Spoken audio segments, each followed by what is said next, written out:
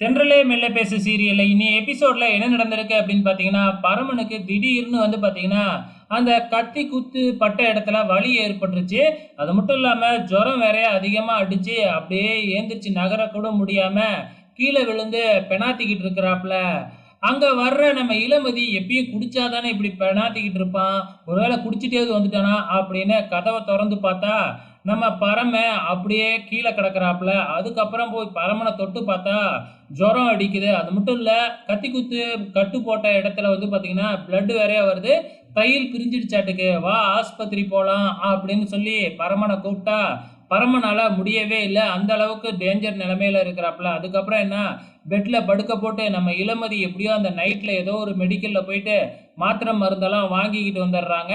அதுக்கப்புறம் என்ன, சாப்பாடு ஊட்டி விட்டு மாத்திரைய குடுத்து விட்டுட்டு, நம்ம இளமதியே வந்து பார்த்தீங்கன்னா, கட்ட பிரிச்சு ஆயில்மெண்ட் தடவி மறுபடியும் கட்ட போட்டுவிட்டு, பக்கத்திலேயே உட்காந்துருக்கிறாங்க. ஏன்னா ஜுரம் வேற அடிக்குது இல்லையா?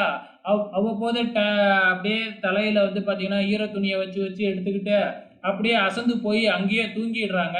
மறுநாள் காலையில விடிஞ்சிடுது. எங்க பரமன காணோம் அப்படின்னு இந்த கலா எழுந்திரிச்சு வந்து பரம ரூம்ல பார்த்தா, இளமதி பக்கத்திலேயே படுத்திருக்கிறாங்க. நம்ம பரம இளமதி மேல கைய போட்டுக்கிட்டு இருக்கிறாப்ல. உடனே உள்ளார புகுந்து, "நீ இங்க என்ன பண்ற?" அப்படின்ன உடனே திடுபிடு திடுபிடுன்னு எழுந்திரிக்கிறாங்க. அதுக்கப்புறம் நம்ம பரமனே இளமதிக்கு சப்போர்ட் பண்றாப்ல. என்னலாம் இளமதி பண்ணுனா நைட்டு அப்படிங்கிற மாதிரி எல்லாம் சப்போர்ட் பண்ணதுக்கப்புறம், பரமனே சப்போர்ட் பண்ணதுக்கப்புறம் கலாவால என்ன செய்ய முடியும்? உடனே வெளியில வந்து இந்த பரமனையும், இந்த இளமதியும் இப்படியே விட்டா அவ்வளோதான் அப்படின்னு சொல்லிட்டு, பரமன் கூடயே ஒரு நர்ஸ் போட்டுறணும் அப்படின்னு இந்த ரஞ்சிதா வேறையா கலாவுக்கு ஐடியா குடுத்துக்கிட்டு இருக்கு. இப்ப கலாவுக்கு மினிஸ்டர் ஃபோன் பண்றாப்ல.